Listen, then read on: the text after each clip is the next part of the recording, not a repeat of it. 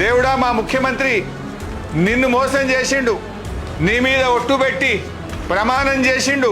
ఈ పాపాత్ముడు, ఈ అబద్ధాల కోరు, ఈ దగాకోరు, ఈ దివాలా కోరు ముఖ్యమంత్రిని క్షమించండి. తెలంగాణ ప్రజలకిచ్చిన మాట తప్పిండు.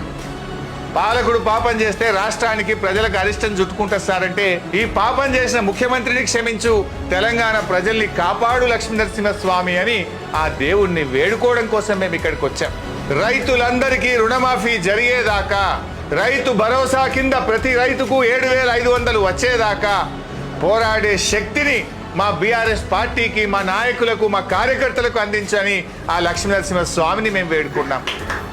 మేము వదిలిపెట్టాం, ఈ ప్రభుత్వాన్ని వదిలిపెట్టాం. ధర్మమే నిలుపురా, దారినే చూపరా, అసుర అంతానికై నందకాన్నిలా చేతిలో పట్టిన కాలభైరవా, సుమతికే